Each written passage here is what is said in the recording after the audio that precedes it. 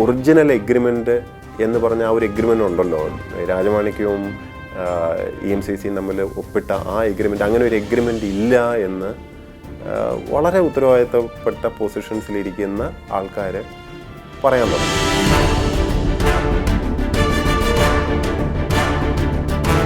അപ്പോൾ കോടിയേരി സാറിനെ ഞാൻ വിളിച്ചിട്ട് പറയുകയും ചെയ്തു, സാർ ഇത് ശരിയല്ല, ഇത് എഗ്രിമെൻറ്റും ഇതുമൊക്കെ ആരാണ് വെച്ചത് എന്താണെന്നൊക്കെ എല്ലാവർക്കും അറിയുന്നതാണ്, ഇതുമായിട്ട് എനിക്കൊരു ബന്ധവുമില്ല, സാറിനും എന്നെ നന്നായിട്ട് പേഴ്സണലി അറിയാം, ഇത് ഈ കാണിക്കുന്നത് വൃത്തികേടാണെന്നുള്ളത് സാറിന് I was actually very irritated. Oommen Chandy sir അത് ടേക്കപ്പ് ചെയ്തില്ല, അദ്ദേഹം അത് വിഷയമാക്കിയിട്ടില്ല, നിങ്ങൾ പരിശോധിച്ചാലും അറിയാം, അദ്ദേഹം അത് ടേക്കപ്പ് ചെയ്തിട്ടില്ല. പക്ഷേ പിന്നീട് 1-2 ദിവസം കഴിഞ്ഞപ്പോൾ ശ്രീ രമേശ് ചെന്നിത്തല ഇത് ഒരു വലിയ വിഷയമായിട്ട് കൊണ്ടുവന്നു.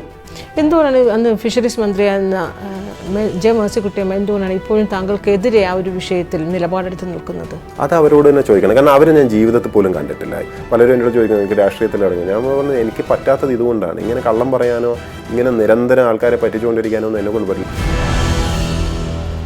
ഒന്നാം പിണറായി സർക്കാരിൻ്റെ കാലത്ത് അവസാന സമയത്ത് തെരഞ്ഞെടുപ്പ് സമയത്ത് ഈ കടൽ കൊള്ള എന്നൊരു വിവാദം, ആ വിവാദം പ്രതിപക്ഷത്തിന്, അന്ന് പ്രതിപക്ഷ നേതാവായിരുന്ന ശ്രീ രമേശ് ചെന്നിത്തലയ്ക്ക് ചില ഡോക്യുമെൻസുകൾ കൊടുത്തത് ആ ഉദ്യോഗസ്ഥൻ ആ താങ്കളായിരുന്നു എന്ന രീതിയിൽ ചില പ്രചാരണങ്ങളൊക്കെ ഇപ്പോഴും അന്തരീക്ഷത്തിലുണ്ട്.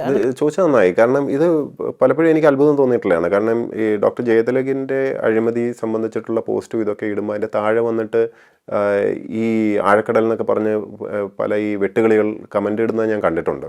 ആഴക്കടൽ മത്സ്യബന്ധനം എന്ന് പറഞ്ഞ ഒരു കരാറ് ഒപ്പിട്ടത് 2020 തോന്നുന്നു, 20 അത് ഒപ്പിട്ടത് ആരാണ്? സർക്കാരിന് വേണ്ടി MG രാജമാണിക്യം IAS മറുവശത്ത് മറ്റേ EMCC എന്ന് പറഞ്ഞ കമ്പനിക്ക് വേണ്ടി ഒരു ഷാജു എന്നോ പറഞ്ഞ ഒരു ആളും ഇവർ തമ്മിലാണ് എഗ്രിമെൻറ്റ് ഒരു ഫെബ്രുവരി മാസത്തിൽ ഒപ്പിടുന്നത് 2020. ഇത് ഗൂഗിൾ ചെയ്താൽ കിട്ടുന്ന വിവരമാണ്. താഴെ പക്ഷെ വന്ന് കമൻ്റ് അടിക്കും, ഞാനെന്തോ എഗ്രിമെൻറ്റ് ഒപ്പിട്ടു എന്ന് പറഞ്ഞ്. അപ്പോൾ അത് ക്യാപ്സ്യൂളുകൾ കൊടുത്തതാണ്, അതെനിക്ക് മനസ്സിലാവുന്നുണ്ട്. അവരെ ഒന്നും പറഞ്ഞിട്ട് കാര്യമില്ല, അവർക്ക് അറിയാത്തതുകൊണ്ടാണ്. ഇവർ തമ്മിലിങ്ങനെ ഒരു എഗ്രിമെൻറ്റ് 20 ഒപ്പിടുന്നു. ഇതിൻ്റെ അടിസ്ഥാനത്തിൽ KSIDC MDയും കൂടിയാണ് ഡോക്ടറല്ല രാജമാണിക്യം. അപ്പോൾ KSIDC പള്ളിപ്പുറത്ത് ഭൂമി അലോട്ട് ചെയ്യുന്നുണ്ട് EMCC എന്ന് പറഞ്ഞ കമ്പനിക്ക് വേണ്ടി. അപ്പോൾ അവർ അവിടെ പ്രോസസ്സിങ് യൂണിറ്റ് സ്ഥാപിക്കാൻ വേണ്ടി, അപ്പോൾ ഈ ആഴക്കടൽ മത്സ്യബന്ധന എഗ്രിമെൻ്റ് എന്ന് പറഞ്ഞു കഴിഞ്ഞാൽ വളരെ ബൃഹത്തായിട്ടുള്ളൊരു എഗ്രിമെൻ്റാണ്. മുഖ്യമന്ത്രിയുടെ പ്രസൻസിൽ കൊച്ചിയിൽ വെച്ച് ഒപ്പിട്ട എഗ്രിമെൻ്റാണ് ഇത്. അതിനകത്ത് കുറേ കാര്യങ്ങൾ പറയുന്നുണ്ട്. അതിനകത്ത് ആഴക്കടൽ മത്സ്യബന്ധനത്തിന് ഇവർക്ക് വേണ്ടുന്ന എല്ലാ സഹായ സഹകരണങ്ങൾ ചെയ്യുമെന്നും അങ്ങനെ കുറേ കാര്യങ്ങൾ പറയുന്നുണ്ട്. It's A long agreement. അതിൽ 13 സ്ഥാപനങ്ങളുമായിട്ട് ചേർന്ന് പ്രവർത്തിക്കുമെന്നും പറയുന്നുണ്ട്. ഈ 13 സ്ഥാപനങ്ങളിൽ ഒരെണ്ണം KSINC എന്ന് പറഞ്ഞ ഒരു കമ്പനിയാണ്, കൊച്ചിയിലുള്ള Kerala Shipping and Inland Navigation Corporation എന്ന് പറഞ്ഞ. അപ്പോൾ ഈ കമ്പനി വൺ ഓഫ് ദ ഇതാണ് 13 ഈ കമ്പനിയെ കൊണ്ട് എന്ത് ചെയ്യിപ്പിക്കുന്നതാണ്, കപ്പലുകൾ നിർമ്മിക്കാൻ വേണ്ടി ഇവരെ സഹായം എടുക്കുന്നതാണ് പറഞ്ഞിരിക്കുന്നത്. അപ്പോൾ 20 ഈ എഗ്രിമെൻ്റ് ഒപ്പിടുന്നു. 21 കഴിഞ്ഞ് 22 മറ്റോ ആണെന്ന് തോന്നുന്നു ഇവർ കൊച്ചിയിൽ KSINC ആസ്ഥാനത്ത് വരികയാണ്. KSINC MD ഞാനാണെന്ന്. അപ്പോൾ ഇതിൽ കപ്പൽ നിർമ്മാണം എന്ന് പറഞ്ഞ ഒരു സെഗ്മെൻ്റ് ഉണ്ട്. അത് ഞങ്ങളെ സംബന്ധിച്ചിടത്തോളം ഞങ്ങളുടെ ജോലി അതാണ്. ഞങ്ങൾ ഇപ്പോൾ അശോക് ലേലാൻഡ് ബസ് ഉണ്ടാക്കും എന്ന് പറയുന്ന മാതിരി ഞങ്ങൾ കപ്പലുണ്ടാക്കും. അപ്പോൾ ഞങ്ങൾക്ക് ഇതൊരു വലിയ ബിസിനസ്, പൊതുമേഖലാ സ്ഥാപനം. ഞങ്ങൾ വളരെ നഷ്ടത്തിലും കഷ്ടിച്ച് എങ്ങനെയൊക്കെ തിരിച്ചു കൊണ്ടുവരാൻ ശ്രമിച്ചുകൊണ്ടിരിക്കുന്ന ഒരു പൊതുമേഖലാ സ്ഥാപനമാണ്. കപ്പൽ ആർക്കും ഞങ്ങൾ ഉണ്ടാക്കി കൊടുക്കും. ഇപ്പം ഗുജറാത്തിലായിക്കോട്ടെ കൽക്കട്ടയിലായിക്കോട്ടെ അവിടെ ആര് വന്നാലും പ്രൈവറ്റ് ആയാലും ഞങ്ങൾ ഇഷ്ടംപോലെ ഉണ്ടാക്കി കൊടുക്കുന്നതുമാണ്. ഇവരെ സംബന്ധിച്ചിടത്തോളം ഈ EMCC എന്ന് പറഞ്ഞ കമ്പനിയെ സംബന്ധിച്ചിടത്തോളം അവർക്ക് കുറേ വലിയ കപ്പലുകൾ ഒറ്റയടിക്ക് കുറേ എണ്ണം നിർമ്മിക്കണം. അപ്പോൾ ഈ ഷിപ്പ്യാർഡുകൾ ബഹുഭൂരിപക്ഷവും സർക്കാരിൻ്റെ കീഴിലാണ്. കൊച്ചിൻ ഷിപ്പ്യാർഡ് മാത്രമല്ല, വേറെയും കൽക്കട്ടയിലും ബോംബെയിലും ഒക്കെ ഉണ്ട്. ഈ ഷിപ്പ്യാർഡുകളിൽ ഇവർക്കിത് പണിയണം എന്നുണ്ടെങ്കിൽ ഞങ്ങളുടെ സഹായം ഉണ്ടെങ്കിൽ ഒരു പ്രയോറിറ്റി കിട്ടും എന്ന് അവർക്കും അറിയാം. അപ്പോൾ ഞങ്ങളെ സംബന്ധിച്ചിടത്തോളം ബിസിനസ്സാണ്. നോക്കുമ്പോൾ കേരള ഗവൺമെൻറ് ഒപ്പിട്ട എഗ്രിമെൻറ്റും ഇതൊക്കെ ആയിട്ടാണ് ഇവർ വരുന്നത്. അപ്പോൾ ഞങ്ങൾ KSIDCയിൽ വിളിച്ച് നോക്കുന്നുണ്ട്. അപ്പോൾ അവരുമൊക്കെ പറഞ്ഞു ഞങ്ങൾ എഗ്രിമെൻറ്റ് വെച്ചാണ്, ഓൾ ഗുഡ്, മുമ്പോട്ട് പോവാം, ഫുൾ ഒറിജിനൽ ഡോക്യുമെൻറ്റ്സും ഇതൊക്കെ ആയിട്ടാണ് അവർ വരുന്നത്. ഇവർ അന്നത്തെ ഫിഷറീസ് മിനിസ്റ്റർ ശ്രീമതി മേഴ്സിക്കുട്ടിയമ്മ ഇവരുമായിട്ട് ന്യൂയോർക്കിൽ വെച്ച് മീറ്റിംഗ് നടത്തി അതിൻ്റെയൊക്കെ ഫോട്ടോസും എല്ലാം ഉണ്ട്. അവർ ആൽബം പോലെ ഇതൊക്കെ ആയിട്ടാണ് അവർ മീറ്റിങ്ങിന് വരുന്നത് തന്നെ. അപ്പോൾ മീറ്റിംഗ് നടന്നിട്ടുണ്ട്. അന്നത്തെ fisheries secretary KR Jyothilal sir അദ്ദേഹമായിട്ട് മീറ്റിംഗ് നടത്തിയതിൻ്റെ അവരുടെ കത്തുകുത്ത് ഇടപാടുകൾ അതുവരെ അവർ കാണിക്കുന്നുണ്ട്.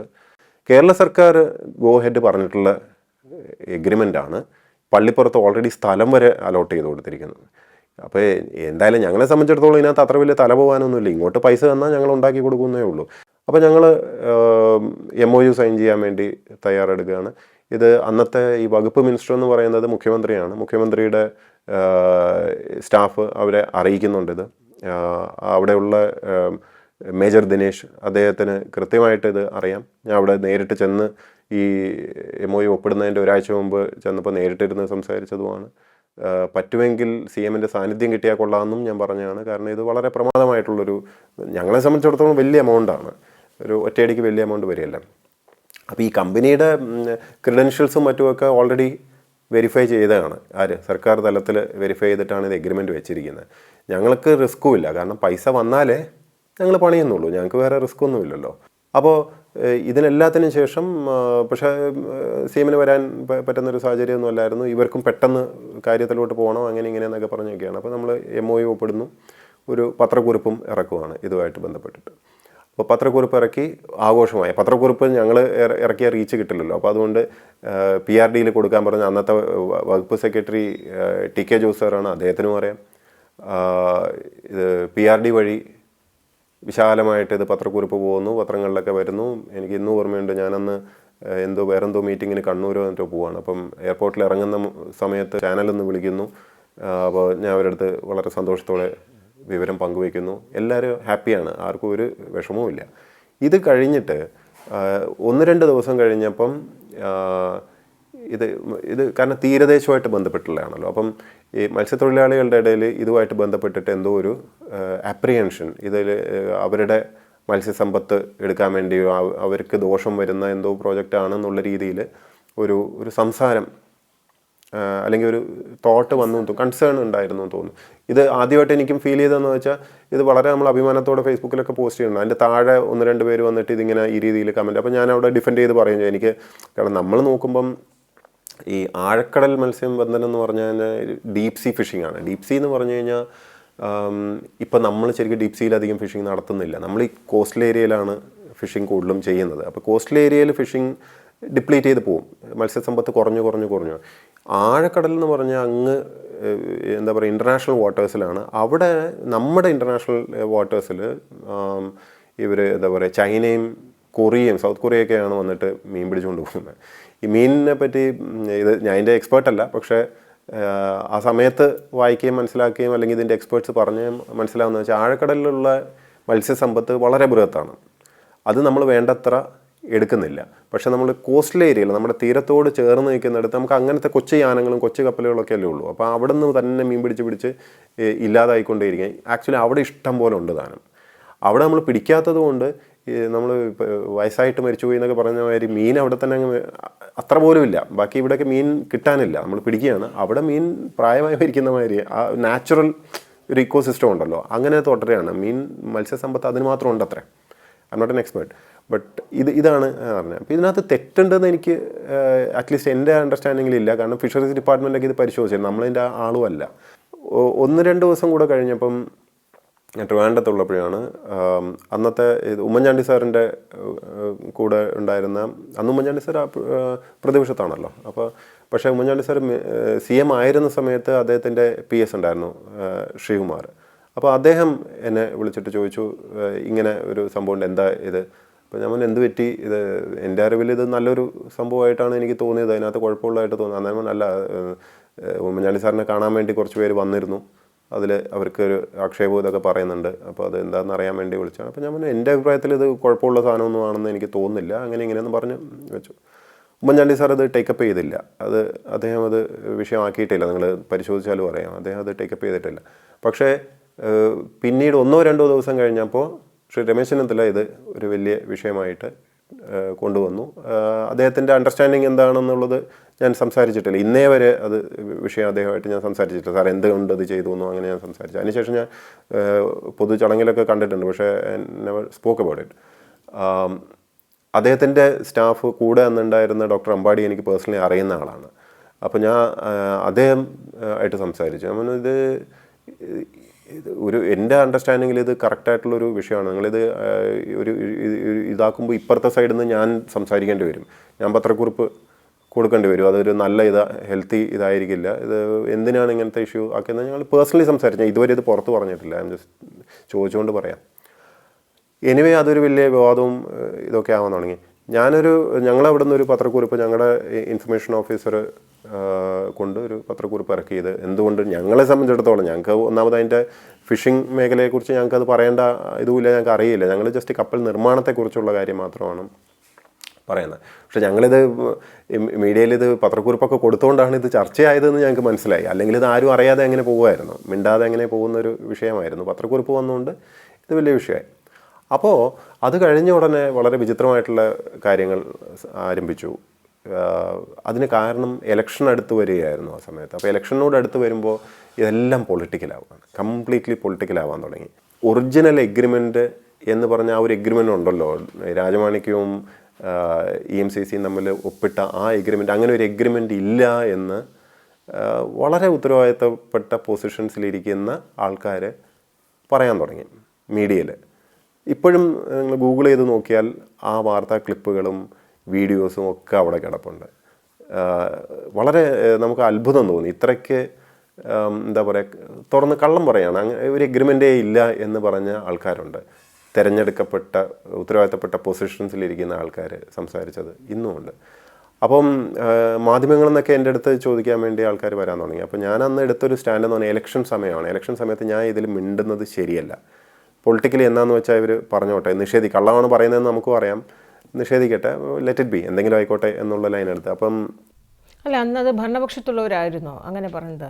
ആണോ അതാണ് ഞാൻ പറഞ്ഞ ഉത്തരവാദിത്തപ്പെട്ട പൊസിഷൻസിലിരിക്കുന്ന. ഞാനത് നിങ്ങൾ ഗൂഗിൾ ചെയ്ത് നോക്കിയാൽ മതി. ഈ എഗ്രിമെൻ്റ് ഉണ്ടോ ഇല്ലയോ എന്ന് ഇപ്പോൾ അറിയാമല്ലോ വളരെ വ്യക്തമായിട്ട്. അതും ഗൂഗിളിൽ ലഭ്യമാണ്. ഈ പറഞ്ഞ രാജമാണിക്യവും EMCC അധികൃതരും മുഖ്യമന്ത്രിയുടെ സാന്നിധ്യത്തിൽ ഒപ്പുവെച്ച ആ എഗ്രിമെൻ്റ് ഉണ്ടോ ഇല്ലയോ എന്നുള്ളത് ഞാൻ അതിനുശേഷം വിവരാവകാശത്തിലൊക്കെ എടുത്തു വെച്ചു. കാരണം എനിക്ക് അത്ഭുതം തോന്നി. അതിന് കാരണമുണ്ട്. കാരണം ഈ പേരിൽ എനിക്കെതിരെ നടപടി എടുക്കാൻ വേണ്ടി ഫയൽ വരെ തുറന്നു. യു വിൽ നോട്ട് ബിലീവ് എന്ത് ലെവലിലേക്കാണ് സിസ്റ്റം പോകുന്നത്. ഞാൻ സത്യം വേണ്ടേ? നമ്മളൊരു പ്രവൃത്തി ചെയ്തു കഴിഞ്ഞാൽ അതിൽ ഉറച്ചു നിൽക്കാനുള്ള ആർജവം വേണ്ടേ? നമുക്കൊരു നിലപാട് എടുത്തിട്ടുണ്ടെങ്കിൽ സത്യസന്ധമായിട്ട് നിൽക്കണം. അല്ലാതെ പിടിക്കപ്പെടുമ്പോൾ അതിൻ്റെ പിന്നിൽ വേറെ എന്തെങ്കിലും അവർക്ക് ഉണ്ടായിരുന്നോ എന്ന് എനിക്കറിയില്ല. വെറും ഇലക്ഷൻ സമയം ആയതുകൊണ്ട് മാത്രം തൽക്കാലം ഒരു പക്ഷേ അങ്ങനെ ആവാം. ചിലപ്പോൾ ഈ മത്സ്യത്തൊഴിലാളികളെ മുഴുവൻ പറഞ്ഞ് തീരദേശത്തുള്ളവരെ കൺവിൻസ് ചെയ്യാൻ അവർക്ക് സമയം കിട്ടാതെ അവർക്കും ചിലപ്പോൾ കൺവിൻസ്ഡ് ആയിരിക്കും, പ്രോജക്റ്റ് നല്ലതാണെന്ന് അവർക്ക് തോന്നിയിട്ടുണ്ടാവാം, എനിക്കറിയില്ല. അതൊന്നും പഠിക്കാതെ അവർ ഒപ്പിടില്ലല്ലോ എന്നാണ് ഞാൻ വിശ്വസിക്കുന്നത്. കാരണം ഫിഷറീസ് മിനിസ്റ്ററുമായിട്ട് ചർച്ച നടന്നതായിട്ട് രേഖകളുണ്ട്, ഫിഷറീസ് സെക്രട്ടറി ആയിട്ട് ചർച്ച നടന്നതായിട്ട് രേഖകളുണ്ട്. ഞാൻ ഫിഷറീസ് വകുപ്പിലേ അല്ല. ഞാൻ ഇൻലൻഡ് നാവിഗേഷൻ ഡിപ്പാർട്ട്മെൻറ്റിലുള്ള ഒരു പൊതുമേഖലാ സ്ഥാപനത്തിൻ്റെ MD മാത്രമാണ്. എനിക്ക് ഈ ഫയലുകളൊന്നും ആക്സസ് പോലുമില്ല, ഞാൻ ഇതൊന്നും അറിയുന്ന പോലുമില്ലല്ലോ. എനിക്കെങ്ങനെയാണ് ഇത് കിട്ടുക? എനിക്ക് എഗ്രിമെന്റ് അത് പിന്നെ എന്തുകൊണ്ടാണ് ഇത് താങ്കളുടെ പേര്, താങ്കളാണ് ഇതിന് പിന്നിൽ എക്സാക്ട്ലി അതിലേക്കാണ് ഞാൻ ചർച്ച വരാൻ കാരണമെന്ന്? അതായത് പിന്നീട് ഇത് വിവാദമായപ്പോൾ ഫിഷറീസ് മന്ത്രിയായിരുന്ന ജെ മേഴ്സിക്കുട്ടിയമ്മ മന്ത്രി തന്നെ നേരിട്ടൊന്ന് താങ്കൾക്കെതിരെ വിമർശനം ഉന്നയിച്ചത്. അതുകൊണ്ട് മാത്രമാണ് ഞാൻ ഇന്ന് സംസാരിക്കുന്നത്.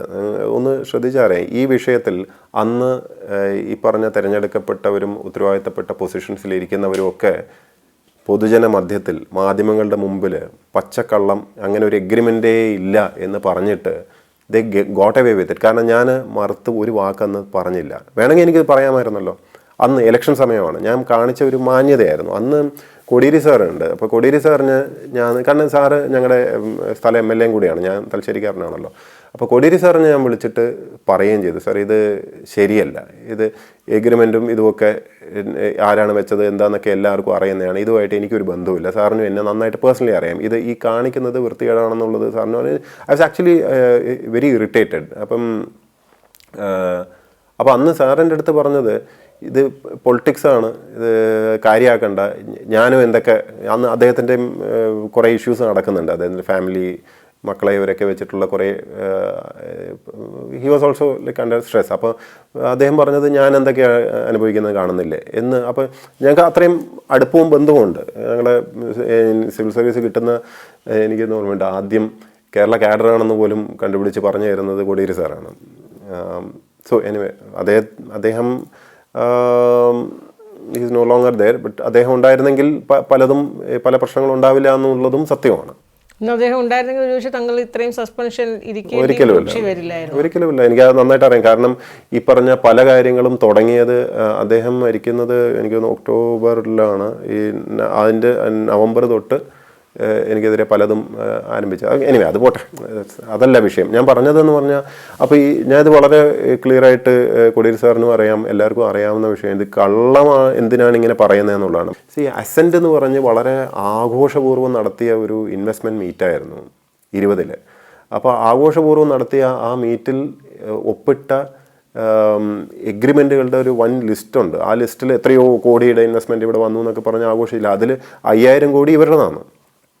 അപ്പോൾ ആ 5000 കോടി അന്ന് ആഘോഷിച്ചപ്പോൾ ആർക്കും ഒരു വിരോധമില്ല, ഒരു പ്രശ്നവുമില്ല. ആഴക്കടൽ മത്സ്യബന്ധനം അവർക്കൊന്നും അന്നൊരു വിഷയമല്ല. പക്ഷേ മാധ്യമങ്ങളിത് അന്ന് അത്ര പിക്ക് ചെയ്യാത്തതുകൊണ്ടും ഈ തീരദേശവാസികൾ അത് ശ്രദ്ധിക്കാത്തത് കൊണ്ടും ഇലക്ഷൻ അല്ലാത്തത് കൊണ്ടും അതങ്ങനെ അങ്ങ് പോയി. അതിൻ്റെ തുടർ നടപടിയായിട്ട് പലതും നടക്കുകയും ചെയ്തു. ഫയലിൽ ഈ പറഞ്ഞ പള്ളിപ്പുറത്ത് ലാൻഡ് കൊടുക്കുന്നത് ഉൾപ്പെടെ എല്ലാം നടക്കുന്നുണ്ട് പാരലലി.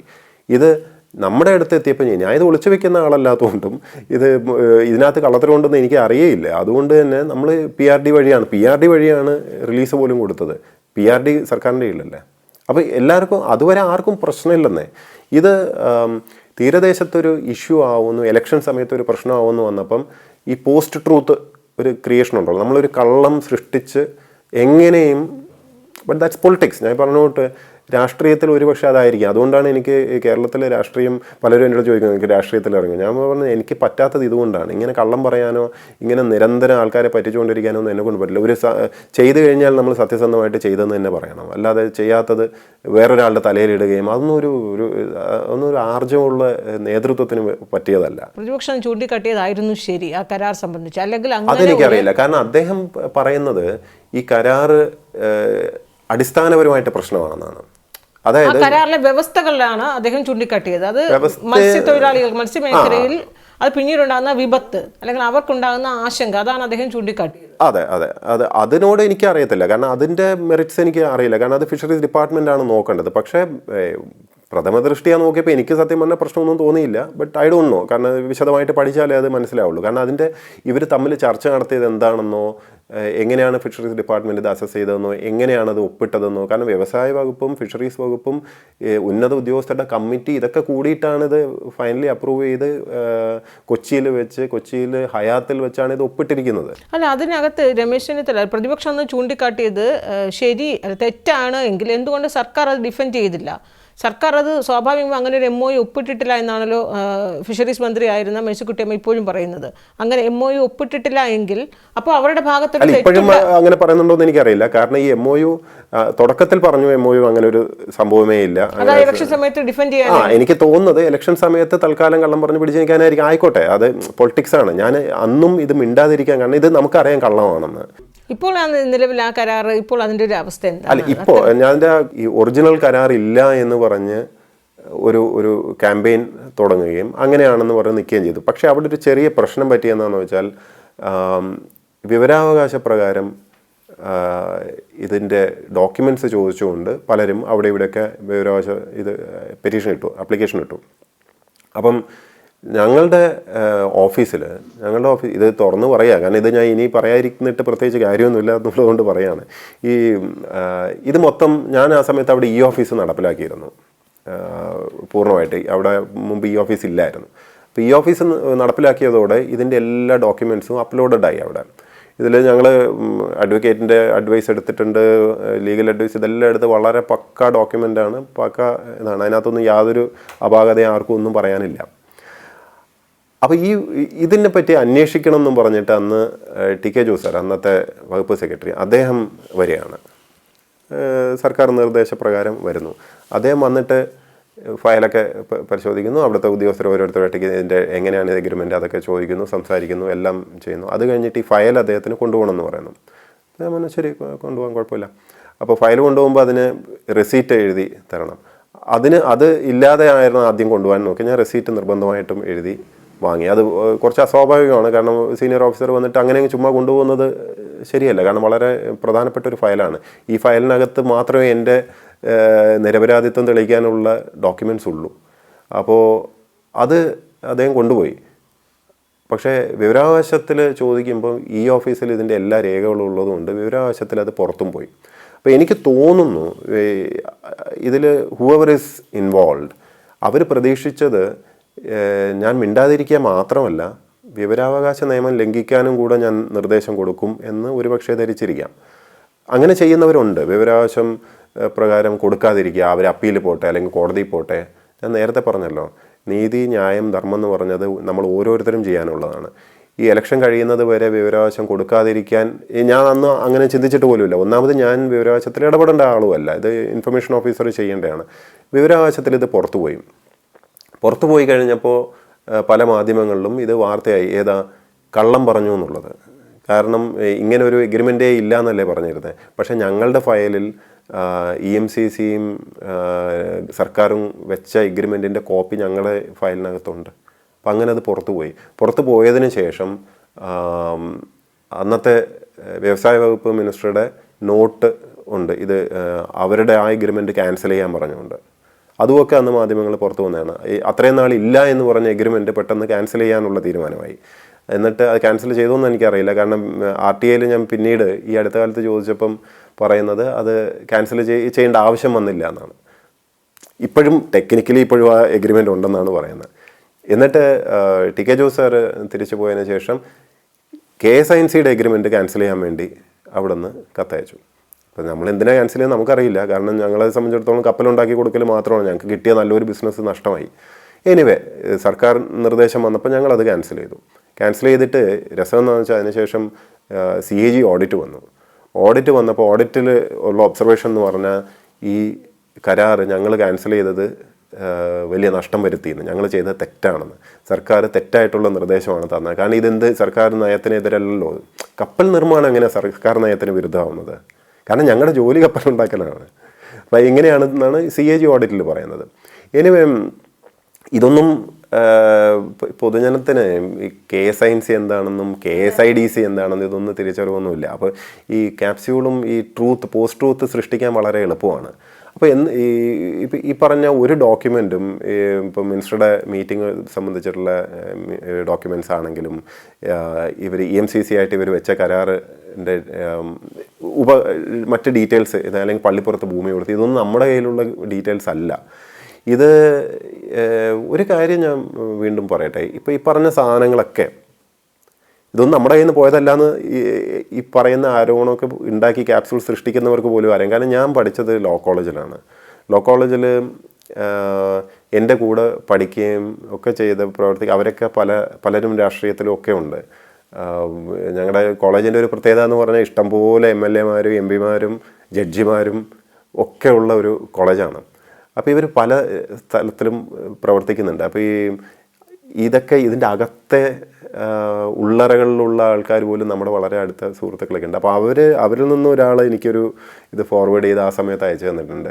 പ്രശാന്ത്, ഇത് മറ്റേത് കരാർ ടോട്ടലി നിഷേധിച്ചിട്ട് മൊത്തം നിങ്ങളുടെ തലയിൽ വെച്ചിട്ടുള്ളൊരു ക്യാപ്സ്യൂള് ഉണ്ടാക്കുന്നുണ്ട്. ഉൾപ്പെട്ട ഗ്രൂപ്പിനകത്താണിത് ഇപ്പോൾ തീരുമാനിച്ച് ഞങ്ങൾക്കിപ്പോൾ കിട്ടിയിട്ടുണ്ടെന്ന് പറഞ്ഞുകൊണ്ട്. ഇപ്പോൾ ഞാൻ ഇത് എന്ത് കഷ്ടമാണെന്ന് ആലോചിച്ച് നോക്കണേ. ഒരു ബോധപൂർവം നമുക്കൊരു കള്ള നെറേറ്റീവ് ഉണ്ടാക്കാം എന്ന് ഗൂഢാലോചന നടത്തിയിട്ടൊക്കെ ചെയ്യുന്നത് ഇങ്ങനെയൊന്നും അല്ലെന്നേ. This is not how you work. ഇതൊന്നും അല്ല പൊളിറ്റിക്സിനൊക്കെ കുറച്ചൊരു മാന്യതയും ഒരു ആർജവമൊക്കെ വേണം. മാത്രമല്ല ഒരു പ്രവൃത്തി ചെയ്തു കഴിഞ്ഞാൽ അത് ഓണപ്പ് ചെയ്യാനുള്ളൊരു ഇത് വേണം. അല്ലാതെ എന്തെങ്കിലും തെറ്റ് ചെയ്തിട്ടുണ്ടെങ്കിലാണ് പിടിക്കപ്പെടുമ്പം കള്ളം പറയേണ്ടി വരുന്നത്. എന്തുകൊണ്ടാണ് അന്ന് ഫിഷറീസ് മന്ത്രിയായിരുന്ന ജെ മേഴ്സിക്കുട്ടിയമ്മ എന്തുകൊണ്ടാണ് ഇപ്പോഴും താങ്കൾക്കെതിരെ ആ ഒരു വിഷയത്തിൽ നിലപാടെടുത്ത് നിൽക്കുന്നത്? അത് അവരോട് തന്നെ ചോദിക്കണം. കാരണം അവരെ ഞാൻ ജീവിതത്തിൽ പോലും കണ്ടിട്ടില്ല ഇന്നേ വരെ. I haven't met Har. അവരുടെ കീഴിൽ വർക്ക് ചെയ്തു എന്നൊക്കെ ക്യാപ്സ്യൂൾ ഉണ്ടാക്കുക, അവരറിയാതെ ഞാൻ എഗ്രിമെൻ്റ് ഒപ്പിട്ടു എന്ന് ക്യാപ്സ്യൂൾ വരിക, ഇതെല്ലാം ഇറ്റ്സ് ആക്ച്വലി സാഡ്. നമ്മളെ ഈ വ്യവസ്ഥിതി എങ്ങോട്ട് പോകുന്നു എന്നുള്ളത് മന്ത്രി ആരെങ്കിലും ഒന്ന് തെറ്റിദ്ധരിപ്പിച്ചതായിരിക്കും. അതിന് നല്ല സാധ്യതയുണ്ട്. കാരണം അവർ പറഞ്ഞ ഡോക്യുമെൻ്റ് ഇതൊന്നും പൂർണ്ണമായിട്ടും കണ്ടിരിക്കണം എന്നൊന്നും ഇല്ലല്ലോ. അപ്പം അതാണ് ഞാനെപ്പോഴും ഒരു അലവൻസ് കൊടുക്കാൻ ഇഷ്ടപ്പെടുന്ന ആളാണ്. കാരണം എനിക്ക് നേരിട്ട് അറിയാത്ത ഒരാൾ ഒരു കാര്യമില്ലാതെ എന്തിന് എനിക്കെതിരെ ഇങ്ങനെയൊക്കെ സംസാരിക്കണം ഞാൻ ആലോചിച്ചിട്ടുണ്ട്. ഒരുപക്ഷെ അവരുടെ ചുറ്റുമുള്ളവർ എന്നാന്നറിയാം, ഉദ്യോഗസ്ഥർ മന്ത്രി താങ്കളെ വിളിക്കുകയോ പോലും ചെയ്തിട്ടില്ല. ഇല്ല ഒന്നുമില്ല. എനിക്ക് എപ്പോഴും തോന്നിയിട്ടുള്ളൊരു കാര്യം, ഉദ്യോഗസ്ഥർ അബദ്ധം കാണിക്കും. ഒരുപക്ഷെ ഇപ്പം എനിക്ക് ഇതിനകത്ത് ഒരു ഈ കരാറിനകത്ത് ഒരു സ്പെല്ലിംഗ് മിസ്റ്റേക്ക് എനിക്ക് തോന്നിയിട്ടുള്ളതെന്ന് പറഞ്ഞാൽ, ഈ കമ്പനിയുടെ സാമ്പത്തിക ഭദ്രത അത് വേണ്ട വിധം ഇവർ പരിശോധിച്ചിട്ടുണ്ടോ എന്നുള്ളത് ഒരു ചോദ്യമാണ്. പിന്നീടാണ് താങ്കൾ ശ്രദ്ധിക്കുന്നത്. ഞാൻ അറിയേണ്ട കാര്യമല്ലല്ലോ, കാരണം ഞങ്ങൾക്ക് ഇങ്ങോട്ട് പൈസ തന്നെങ്കിലല്ലേ ഞങ്ങൾ പണിയേണ്ട കാര്യമുള്ളൂ. അന്ന് പ്രതിപക്ഷ നേതാവായിരുന്ന രമേശ് ചെന്നിത്തല പറഞ്ഞത് കേരളത്തിൻ്റെ സമുദ്ര സമ്പത്ത് അത് ഒരു വിദേശ കമ്പനിക്ക് വിൽക്കുകയാണ്, അതായത് അതാണ് ആഴക്കടൽ കൊള്ള എന്ന് അദ്ദേഹം പറഞ്ഞത്. ശരിക്കും അത് അപ്പോൾ സർക്കാരിന് അതിനകത്ത് നിജസ്ഥിതി അല്ലെങ്കിൽ വാസ്തവമുണ്ട് എന്ന് ബോധ്യപ്പെട്ടത് കൊണ്ടാണോ സർക്കാർ അത് ഡിഫെൻഡ് ചെയ്യുകയും അങ്ങനെ ഒരു MOU ഇല്ല എന്ന് പറയുക? അത് മുഴുവനും താങ്കളുടെ തലയിൽ കെട്ടിവെക്കുന്ന ഒരു ശ്രമം നടത്തിയതൊക്കെ അതുകൊണ്ടായിരിക്കുമോ? എന്തുകൊണ്ടാണെന്ന് എനിക്കറിയില്ല. ആർജവത്തോടെ സത്യസന്ധമായിട്ടല്ല അത് ഡീൽ ചെയ്തതെന്നുള്ളത് ഫാക്റ്റാണ്. കാരണം അങ്ങനെ ഒരു കരാറില്ല എന്ന് ആദ്യം കള്ളം പറയേണ്ട എന്താവശ്യമായിരുന്നു എന്ന് എനിക്കറിയില്ല. മാത്രമല്ല അതിൻ്റെ ഒരു ഉപകരാറായിട്ടുള്ള വെറും ഒരു നിർമ്മാണ കരാറിൻ്റെ ഇത് ഒപ്പിട്ട എൻ്റെ തലയിലോട്ട് അതിൻ്റെ പാപഭാരം വെക്കേണ്ട കാര്യം എന്താണെന്നും എനിക്കറിയില്ല. പക്ഷേ വിവരാവകാശത്തിൽ ഇത് ഡോക്യുമെൻറ്റ്സ് പുറത്തു പോയത് ചിലർക്ക് ഇഷ്ടപ്പെട്ടിട്ടില്ല എന്നെനിക്കറിയാം. അതാണ് എനിക്ക് തോന്നുന്നത്. കാരണം വിവരം പുറത്തു പോയതാണ് പ്രശ്നം തോന്നുന്നു. കാരണം ആ ഒരു നറേറ്റീവ് കുറച്ചെങ്കിലും വിവരാവകാശത്തിന്റെ രേഖ പുറത്തുപോയതിനു ശേഷമാണോ രമേശ് പ്രതിപക്ഷ നേതാവിന് കയ്യിൽ കിട്ടുന്നത്? അല്ലല്ല. വിവരാവകാശമൊക്കെ അതായത് അദ്ദേഹത്തിന് എവിടെ നിന്ന് ആണ്, കാരണം ആ കരാറൊന്നും നമ്മൾ അന്ന് കണ്ടിട്ടില്ല. അവിടെയാണല്ലോ താങ്കൾ പ്രതികൂട്ടിലാകുന്നത്. അതാണ് ലോജിക്ക്. നമുക്ക് ടൈം മെഷീൻ ഇല്ലല്ലോ. വിവരാവകാശം പിന്നെയും 10-30 ദിവസം കഴിഞ്ഞല്ലേ വരുന്നത്. വിവരാവകാശത്തിൽ വന്നത് വേറെയാണ്. വിവരാവകാശത്തിൽ വരുന്നത് എന്താണ്, ഇത് മുഴുവനും മുമ്പേ ഒരു കരാർ ഉണ്ടായിരുന്നു, കരാറില്ല എന്ന് പറയുന്നു. എനിക്ക് ഇത് പ്രതിപക്ഷ നേതാവെന്ന് കരാറുണ്ടെന്ന് പറയുന്നു. കരാറുണ്ടെന്ന് പറഞ്ഞാൽ മാത്രമേ പ്രതിപക്ഷ നേതാവിന് അത് കൃത്യമായി കരാറുണ്ടെന്ന് പറയുന്നു. അപ്പോൾ കരാർ അങ്ങനെ ഒരു കരാർ വെച്ചിട്ടേ ഇല്ല എന്ന് പറയുന്നു. അതാണല്ലോ ആ നറേറ്റീവ് നടന്നുകൊണ്ടിരുന്നത്. കരാർ അങ്ങനെ ഒരു സംഭവമേ ഇല്ല എന്ന് പറഞ്ഞ് പിന്നെ നോക്കുമ്പോൾ വിവരാവകാശത്തിൽ കരാർ പുറത്തു വരുന്നു. അപ്പോൾ അതിൽ സ്വാഭാവികമായിട്ടും വിഷമം തോന്നുന്നവരുണ്ടാവുമല്ലോ. But my point is not that. അതായത് കരാർ ഉണ്ടോ ഇല്ലയോ എന്നുള്ളതൊക്കെ അവിടെ കേട്ടോ. ഇനി സത്യം പുറത്ത് വന്നാൽ എന്താണ് ഇത്ര വിഷമം? ഈ ശരിക്കും ഒരു നാട്ടിലെ പ്രതിപക്ഷ നേതാവിന് ഒരു ഡോക്യുമെൻ്റ് കിട്ടാൻ പാടില്ലേ? അതെന്താ പാടില്ലാത്ത വല്ലതും ആണോ? താങ്കളെ ചുറ്റിപ്പറ്റി ആഭ്യന്തരമന്ത്രി ആയിരുന്നപ്പോൾ അദ്ദേഹത്തിന് PS ആയിരുന്നു. അപ്പോൾ ആ ബന്ധം ഉപയോഗിച്ച് ഡോക്യുമെന്റ്സ് കൊടുത്തിരുന്നു. പ്രചാരണമാണല്ലോ ഇപ്പോൾ. എന്റെ കയ്യിൽ ഇല്ലാത്ത ഡോക്യുമെന്റ് എനിക്ക് കൊടുക്കാൻ പറ്റുമോ? ഇതൊന്നും എൻ്റെ കയ്യിലുള്ള ഡോക്യുമെൻ്റ് അല്ലല്ലോ. ഇതെല്ലാം ഫിഷറീസ് വകുപ്പിനകത്ത ഡോക്യുമെൻ്റ് അല്ലേ. ഞാൻ ഫിഷറീസ് വകുപ്പിലല്ലല്ലോ. എനിക്ക് ഒരിക്കലും ആക്സസ് ഇല്ലാത്ത ഡോക്യുമെൻറ്റ്സ് അല്ലേ ഇതൊക്കെ. ഈ നമ്മുടെ അവിടെ നിന്ന് വിവരാവകാശത്തിൽ പുറത്തു പോയത് അസെൻറ്റിൽ വെച്ച കരാറിൻ്റെ കോപ്പിയാണ്, ഫിഷറീസിൻ്റെ ഒന്നുമല്ല. അസെൻറ്റ് ഇവരുടെയാണ്, ഇൻഡസ്ട്രീസ് വകുപ്പിൻ്റെ കീഴിലാണ്. അല്ല, അതിനും നാളുകൾക്ക് മുമ്പാണല്ലോ ഇലക്ഷൻ സമയത്ത്, ഇലക്ഷൻ്റെ അവസാന ലാപ്പിലാണ് അദ്ദേഹം കൊണ്ടുവരുന്ന സമയത്താണ് ഇതിന്റെ ഇങ്ങനെ ഒരു വിവാദം അല്ലെങ്കിൽ ഇങ്ങനെ ഒരു കരാറുണ്ട് എന്ന് പോലും ചർച്ചയാകുന്നത് പോലും അപ്പോഴാണ്. കറക്റ്റ്. അപ്പം ഞാൻ പറഞ്ഞല്ലോ, ഇതൊക്കെ പൊളിറ്റിക്സ് ആണ്. ഇത് കോടിയേരി സാർ പറഞ്ഞ പോലെ ഇതൊക്കെ പൊളിറ്റിക്സ് ആണ്. പൊളിറ്റിക്സിൽ അങ്ങോട്ടും ഇങ്ങോട്ടും കൊടുക്കുകയും വാങ്ങുകയും ഇതൊക്കെ ചെയ്യുക, തമ്മിൽ അങ്ങോട്ടും ഇങ്ങോട്ടും ആയിക്കോളുക. അതിനകത്ത് നമുക്ക് ബുദ്ധിമുട്ടൊന്നുമില്ല. അതിലൊന്നും എന്നെ വലിച്ചു കയറ്റരുത്. എനിക്ക് അത്രേ പറയാനുള്ളൂ. നമ്മൾ മാന്യമായിട്ട് പണിയെടുത്ത് പോയിക്കൊണ്ടിരിക്കുന്നതിനിടയിൽ അവനവൻ എടുക്കുന്ന ഡിസിഷൻസ് തൻ്റെ ഇടത്തോടെ ഓണപ്പ് ചെയ്തിട്ട് മുഖാമുഖം നിന്ന് രാഷ്ട്രീയക്കാർ അങ്ങോട്ടും ഇങ്ങോട്ടും ആയിക്കോട്ടെ, അതിന് കഴിവില്ലാതെ വരുമ്പം നമ്മുടെ ഒന്നും തലയിൽ കയറരുത്. ഈ ഇദ്ദേഹത്തിൻ്റെ കൂടെ ശ്രീ രമേശ് ചെന്നിത്തല ആഭ്യന്തരമന്ത്രിയായിരുന്നപ്പം അദ്ദേഹം ഞാൻ ശരിക്കും ആ സമയത്ത് എറണാകുളത്തേക്ക് കളക്ടറായിട്ട് പോകാൻ വേണ്ടി നിൽക്കുക. അതിൻ്റെ അടുത്ത ക്യാബിനറ്റിൽ നിന്നും പറഞ്ഞ് ഇങ്ങനെ നിൽക്കുന്ന സമയമാണെന്ന്. അന്നാണ് ഇദ്ദേഹം പെട്ടെന്ന് മിനിസ്റ്റർ ആവുന്നു. അപ്പം എന്നെ വിളിക്കുകയാണ്. അപ്പം തുറന്നു പറയാമല്ലോ, എനിക്ക് ആക്ച്വലി ഡിസ്ട്രിക്റ്റിൽ പോകണം എന്നുള്ളതായിരുന്നു. അപ്പം വേറൊരു അസൈൻമെൻറ്റ് തൽക്കാലം എടുക്കാനുള്ളൊരു മാനസിക ഇതൊന്നും അല്ലായിരുന്നു. നമ്മുടെ കരിയർ ആംഗിളിൽ അതാണ് നല്ലത്. പക്ഷെ അന്ന് കുറേ ഇഷ്യൂസ് ഉണ്ട്. കുറേ ഇഷ്യൂസ് എന്ന് പറഞ്ഞാൽ അന്നറിയാമല്ലോ, CMൻ്റെ ഓഫീസിൽ കുറേ പ്രശ്നങ്ങളും അതും ഇതൊക്കെ നടന്ന ഒരു കാലഘട്ടമാണ്. അപ്പോൾ വളരെ സ്ട്രിക്റ്റായിട്ട് ഓഫീസ് നടത്തണം എന്നുള്ളൊരു ആഗ്രഹമാണ് രമേശ് സാർ അന്ന് പ്രകടിപ്പിച്ചത്. അപ്പോൾ ഈ രാഷ്ട്രീയമായിട്ടോ ഒന്നും യാതൊരു ബന്ധവുമില്ലാത്തതും എല്ലാവരും എനിക്ക് ആ സമയത്ത് അത്യാവശ്യം ഒരു കശ്മലനായ ഇമേജ് ഉള്ളതുകൊണ്ടായിരിക്കണം അത് ടൈറ്റായിട്ട് നടത്തും എന്നുള്ളൊരു പ്രതീക്ഷയിലാണ് അദ്ദേഹം വിളിക്കുന്നത്. അപ്പോൾ ഞാൻ അവസാനം എഗ്രി ചെയ്തത് 1 വർഷത്തേക്ക് എന്നുള്ള രീതിയിലാണ്. അങ്ങനെ 1 വർഷം ഇരുന്ന് അവിടെ ഫുൾ സെറ്റ് ചെയ്യാമെന്ന് പറഞ്ഞു, സിസ്റ്റംസ് സെറ്റ് ചെയ്യാം. അപ്പോൾ അവിടെ സ്റ്റാഫ് എടുക്കുന്നത് തൊട്ട് എല്ലാം നമ്മൾ വിജിലൻസ് ക്ലിയറൻസ് ഒക്കെ എടുത്ത് ഇൻ്റലിജൻസ് റിപ്പോർട്ട് എടുക്കുന്നു, അങ്ങനെ ഇങ്ങനെയൊക്കെ ചെയ്ത് വളരെ ടൈറ്റായിട്ട് നമ്മൾ ഡൽഹിയിലൊക്കെയുള്ള മിനിസ്റ്റർ ഓഫീസ് റൺ ചെയ്യുന്ന ആ ഒരു മോഡൽ അത്രയും സ്ട്രിക്റ്റ് ആയിട്ട് പറഞ്ഞാൽ സെറ്റ് ചെയ്യുക എന്നുള്ളതാണ് അവിടെ ആ പീരീഡിൽ ചെയ്തത്. അദ്ദേഹം പക്ഷേ പൊളിറ്റിക്സ് എൻ്റെ അടുത്ത് മിണ്ടുമില്ലായിരുന്നു. അദ്ദേഹം പൂർണ്ണമായിട്ട് ഇത് പ്രൊഫഷണൽ ആ ഡിപ്പാർട്ട്മെൻറ്റ് കൈകാര്യം ചെയ്യുന്നതാണ് എന്നെ ഏൽപ്പിച്ചിരുന്നത്. പൊളിറ്റിക്സ് ഒക്കെ നോക്കാൻ അവിടെ വേറെ ആൾക്കാരുണ്ട്, അതൊന്നും. പക്ഷേ അദ്ദേഹത്തിന് വേണ്ടിയിരുന്നതെന്ന് പറഞ്ഞാൽ ഈ പ്രൊഫഷണൽ സൈഡിൽ ഹോം ഡിപ്പാർട്ട്മെൻറ്റിൻ്റെ നടത്തിപ്പിനകത്ത് രാഷ്ട്രീയം കയറരുത്. അപ്പോൾ രാഷ്ട്രീയം കയറരുതെന്ന് പറഞ്ഞാൽ അദ്ദേഹത്തിൻ്റെ ത്രൂ വരാം, അല്ലാതെ വേറെ രാഷ്ട്രീയക്കാർ അവിടെ ഇടപെടുന്നത് ശരിയല്ല. അപ്പോൾ അങ്ങനെ നടക്കണം എന്നുണ്ടെങ്കിൽ ഇവരൊക്കെ ആയിട്ട് യാതൊരു ബന്ധമില്ലാത്ത ഒരാൾ തന്നെ അവിടെ ഇരിക്കണം. അത് വളരെ ബുദ്ധിപൂർവ്വം അദ്ദേഹം എടുത്ത ഡിസിഷനാണെന്ന് എനിക്ക് തോന്നിയിട്ടുണ്ട്. പക്ഷേ എനിക്ക് അതുകൊണ്ട് ഗുണമൊന്നും ഉണ്ടായിട്ടില്ല, കാരണം ദോഷം മാത്രമേ ഉള്ളൂ. എനിക്കൊന്ന് ഇഷ്ടംപോലെ ശത്രുക്കളുണ്ടാകുന്നത് ആ സമയത്താണ്. കാരണം ഈ പ്രൊഫഷണൽ കാര്യത്തിലേക്ക് ഇടപെടാൻ വരുന്നവരെ നമ്മൾ നോ പറഞ്ഞയക്കുമ്പോൾ പിണങ്ങും. എത്രയോ പേര് ആ സമയത്തെ പ്രബലരായിട്ടുള്ള ഇന്നും വളരെ ഇമ്പോർട്ടൻ്റ് ആയിട്ടുള്ള എത്രയോ പേര് പിണങ്ങിയിട്ടുണ്ട്. കാരണം ഞാൻ പറഞ്ഞില്ല, എൻ്റെ ജോലി എന്ന് പറഞ്ഞാൽ ആ സമയത്ത് ഹോം മിനിസ്റ്ററുടെ സുരക്ഷയാണ്. അദ്ദേഹത്തിന് ഫയലിൽ അബദ്ധം പറ്റരുത്. അപ്പോൾ തെറ്റായിട്ടുള്ള ശുപാർശയും ആശയങ്ങളും ഒക്കെ കൊണ്ടുവന്നിട്ടുണ്ടെങ്കിൽ നമുക്കത് അനുവദിക്കാൻ പറ്റാത്തൊരു സ്റ്റാൻഡ് എടുക്കേണ്ടി വരും. അപ്പോൾ അദ്ദേഹമായിട്ട് തന്നെ വളരെ അടുപ്പമുള്ള ആൾക്കാർ പലരും നമ്മുടെ അടുത്ത് പിണങ്ങിയിട്ടുണ്ട്. എന്ന് മാത്രമല്ല, ന്യായമായിട്ടുള്ളത് മാത്രമേ ആ സമയത്ത് ചെയ്യാൻ ഫയലിൽ ഞാൻ അനുവദിച്ചിട്ടുള്ളൂ. ഞാൻ മിനിസ്റ്ററുടെ അടുത്ത് പറയുകയും ചെയ്യുമായിരുന്നു, ഇങ്ങനെ ചെയ്തില്ലെങ്കിൽ ഇങ്ങനെയാണെന്ന് ഓപ്പണായിട്ട് എനിക്ക് പറയാനുള്ള സ്പേസും ഉണ്ടായിരുന്നു. ഞങ്ങൾ പിണങ്ങിയിട്ടുമുണ്ട്, എത്രയോ തവണ വിയോജിപ്പ് വന്നിട്ട് പിണങ്ങിയിട്ടുണ്ട്. അങ്ങനെയാണെങ്കിൽ ഞാൻ പോകുന്നു എന്നൊക്കെ പറഞ്ഞ് നിന്നിട്ടുണ്ട്. അപ്പോൾ അന്ന് ന്യായമായിട്ടുള്ള സ്റ്റാൻഡ് എടുത്തത് കൊണ്ട് ഏറ്റവും കൂടുതൽ ഇപ്പോൾ പറയാമല്ലോ ഉപകാരപ്പെട്ടിട്ടുള്ളത് ഒരുപക്ഷെ അന്നത്തെ പ്രതിപക്ഷത്തിരുന്നവർക്കാണ്. അവർക്ക് അവിടെ അന്നുണ്ടായിരുന്ന എത്രയോ പേര് ഇന്ന് തുറന്നു പറയാമല്ലോ, ഇന്ന് ഇപ്പോൾ CM ഓഫീസിലിരിക്കുന്ന ഉൾപ്പെടെ എത്രയോ പേര്, എത്രയോന്നല്ല അവിടെ ഇരിക്കുന്ന മുതിർന്ന പലരും അന്ന് നിരന്തരം പല കാര്യങ്ങൾക്കും വിളിക്കുകയും എൻ്റെ അടുത്ത് കരഞ്ഞ് നന്ദി പറഞ്ഞിട്ടുള്ള ഒരാൾ ഉൾപ്പെടെയുണ്ട്. കരഞ്ഞ് നന്ദി പറഞ്ഞിട്ടുണ്ട്. കാരണം അദ്ദേഹം ഒരു പ്രശ്നത്തിൽ ചെന്ന് ചാടുകയും പ്രശ്നം അത് ന്യായമായിട്ടുള്ളത് മാത്രമേ ചെയ്തിട്ടുള്ളൂ, പക്ഷേ ഞാൻ ഇടപെട്ട് ന്യായമായിട്ടുള്ളത് ചെയ്ത് കൊടുക്കുകയും ചെയ്തിട്ടുണ്ട്. അപ്പോൾ അദ്ദേഹം ഒരുപക്ഷെ മദ്യപിച്ചിട്ടായിരിക്കും രാത്രി കരഞ്ഞ് എൻ്റെ അടുത്ത് സംസാരിച്ചിട്ടുണ്ട്, ഞാൻ ഇതൊരിക്കലും മറക്കില്ല എന്നൊക്കെ പറഞ്ഞുകൊണ്ട്.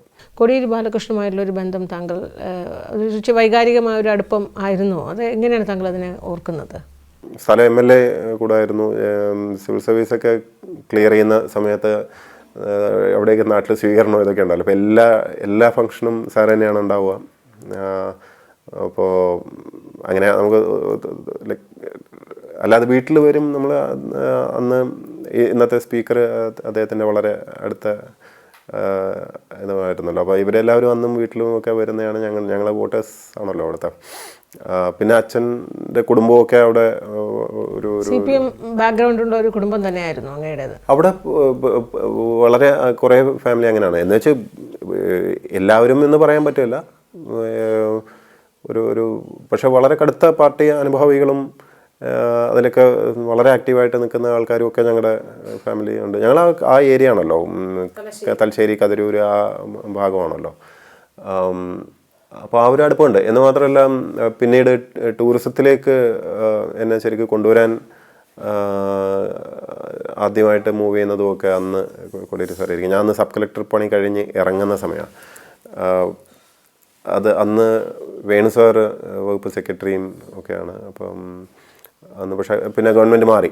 പക്ഷേ എന്നാലും ഞാൻ ടൂറിസത്തിൽ തുടർന്നു, KTDCയിൽ അങ്ങനെ തുടർന്നു. പിന്നീടും അദ്ദേഹം ഗവൺമെൻറ്റിലല്ലാത്തപ്പോഴും ആ ഒരു ബന്ധം തീർച്ചയായിട്ടും കീപ്പ് ചെയ്യുന്നുണ്ടായിരുന്നു. ഇത് രമേശ് സാറിൻ്റെ കൂടെ സ്റ്റാഫ് പോകുമ്പോൾ അതൊരു ഡിഫറെൻറ്റ് ഡിസിഷനായിരുന്നല്ലോ. സാധാരണഗതിയിൽ കേന്ദ്ര ഗവൺമെൻറ്റിൽ മാത്രമാണ് മിനിസ്റ്റർമാരുടെ PSകൾ IAS പോവാറ്. സ്റ്റേറ്റിൽ അങ്ങനെ അധികം പോവാറില്ല. സ്റ്റേറ്റിൽ സാധാരണ മുഖ്യമന്ത്രിക്ക് മാത്രമാണ് IAS ഓഫീസറെ വിട്ടുകൊടുക്കുക.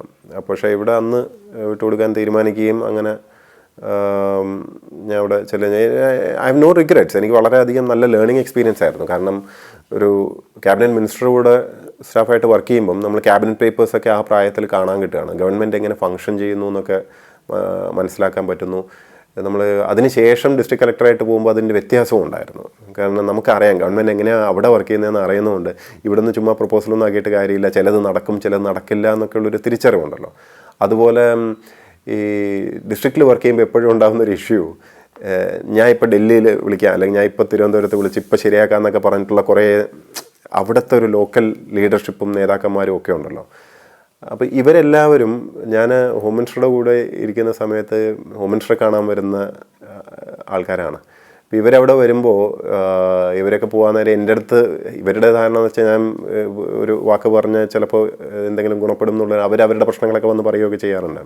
അപ്പോൾ ഇവരൊക്കെ എവിടെയാണ് നിൽക്കുന്നതെന്ന് നമുക്ക് നന്നായിട്ട് അറിയാം.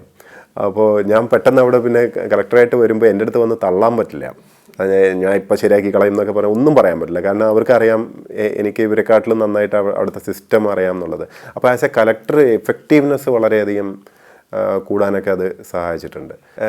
പെട്ടെന്നെടുത്തൊരു ഡിസിഷനായിരുന്നു. കോടിയേരി സാറ് ഇത് എക്സ്പെക്റ്റ് ചെയ്തില്ല എന്നുള്ളത്. അതിന് ശേഷം പറയാമായിരുന്നു എന്നുള്ളൊരു ഡയലോഗ് മാത്രം എൻ്റെ അടുത്ത് പറഞ്ഞിരുന്നു. പക്ഷേ അത് പണക്കൊന്നുമല്ല, സാർ ഒരു സ്നേഹത്തിൽ. കാരണം പലരും, സാർ മാത്രമല്ല വേറെയും വർക്ക് ചെയ്തിട്ടുള്ള വേറൊരു മിനിസ്റ്ററും എൻ്റെ അടുത്ത് ആ സമയത്ത് വേണ്ടായിരുന്നു, ഞാനാണെങ്കിൽ വേണ്ടാന്ന് പറഞ്ഞേനെ എന്ന്.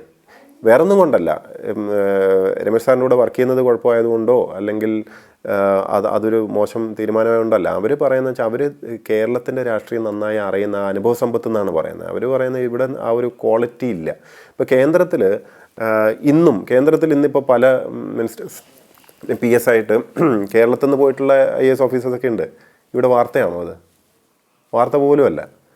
കേരളത്തിൽ ഇന്നിപ്പോൾ പ്രവർത്തിക്കുന്ന പല IAS ഓഫീസേഴ്സും കേന്ദ്രത്തിൽ കോൺഗ്രസിൻ്റെയും BJPയുടെയും ഒക്കെ മന്ത്രിമാരുടെ PS ആയിരുന്നവരുണ്ട് ഇവിടെ ഇപ്പോൾ ഉണ്ട്.